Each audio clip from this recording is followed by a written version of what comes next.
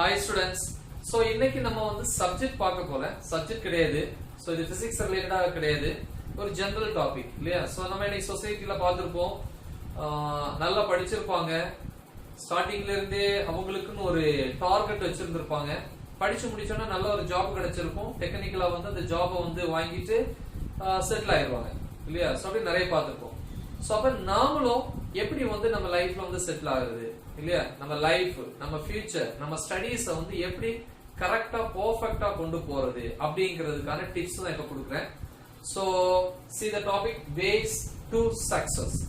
அதாவது நம்ம சக்சஸ் நோக்கி போகணும் அப்படின்னா என்னெல்லாம் வேஸ வந்து நம்ம ஃபாலோ பண்ணணும், எது வழியா டிராவல் பண்ணணும் அப்படின்னு நம்ம தெரிஞ்சுக்கணும். ஃபர்ஸ்ட் ஸ்டார்டிங்ல பிகினிங்ல இருந்து இல்லையா, காலேஜ் படிக்கும் போது இல்ல, நம்ம 10th 11th 12th பேசிக்ஸா ஸ்கூல்ல இருந்து படிக்கும் போதே நம்மளுடைய டார்கெட் என்னவா இருக்கணும், நம்ம கோல் என்னவா இருக்கணும், நம்ம எதை போய் ரீச் ஆகணும், எந்த ஜாப் வந்து நம்ம வாங்க போறோம், நம்ம லைஃப் வந்து எந்த மாதிரி இருக்கணும் அப்படிங்கறத ஃபர்ஸ்டே நீங்க பிக்ஸ் பண்ணணும்.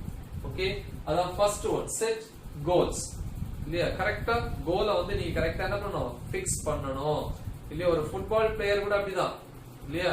இந்த பால் வந்து கிடைச்ச உடனே என்ன பண்ணுவான், எப்படிடா இதை வந்து கோலா மாத்துறது அப்படிங்கறத ஃபர்ஸ்ட் மைண்ட்ல பிக்ஸ் பண்ணுவான். எந்த ட்ராக்ல போனா கரெக்டா அது வந்து கோலா மாத்தலாம் அப்படின்ட்டு.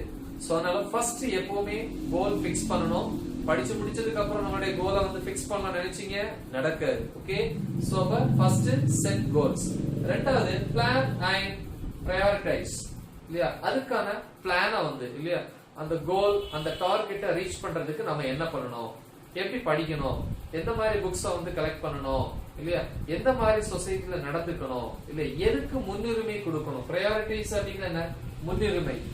சோ அந்த கோலை நோக்கி போறதுக்கு தேவையான எல்லா விஷயத்துக்கும் என்ன கொடுக்கணும், நம்ம ஒரு முன்னுரிமை கொடுக்கணும் கண்டிப்பா இல்லையா? ஒவ்வொரு நாளும் நமக்கு வந்து டெய்லி ரொட்டீன் தனியா இருந்தாலும் டெய்லி வந்து நம்ம அந்த டார்கெட், நம்ம ஃபியூச்சர், அந்த கோலை வந்து நினைச்சுக்கிட்டே இருக்கணும்.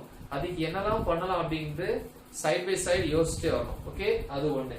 Third one, B focused. அத ரொம்ப கவனமா இருக்கணும்.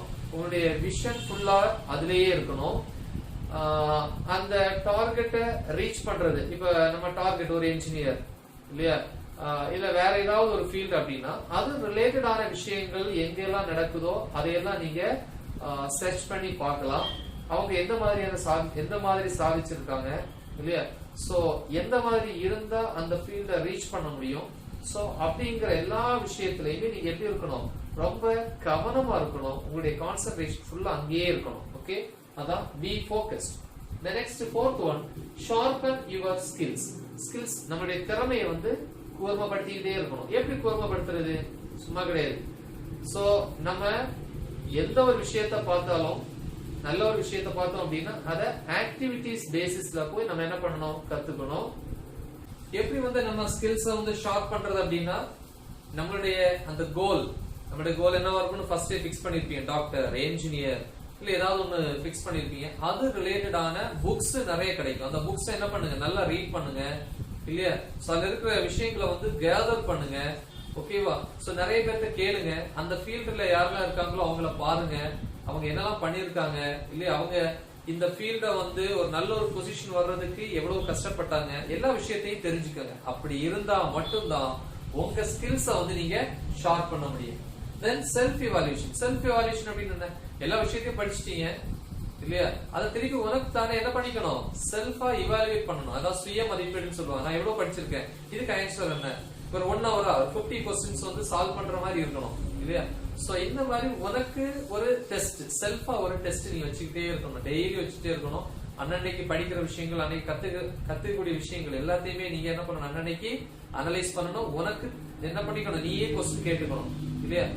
அன்னைக்கு ப்ராப்ளம்ஸ் கொஞ்சம் டிஸ்கஸ் பண்ணி அந்த ப்ராப்ளம்ஸ் எல்லாம் உடனே என்ன பண்ணணும், எழுதி பார்க்கணும் இல்லையா? ஈவினிங் வந்து இந்த டைமுக்குள்ள கரெக்டா முடிக்கணும். சோ இந்த செல்ஃப் இவாலுவேஷன் வந்து கண்டிப்பா இருந்துச்சு அப்படின்னாலே நம்ம லைஃப் வந்து கரெக்டான ட்ராக்ல போயிட்டு இருக்குன்னு அர்த்தம். கரெக்டா உன்னால என்ன பண்ண முடியும், அந்த சக்சஸ் பாயிண்ட போய் ரீச் பண்ண முடியும்.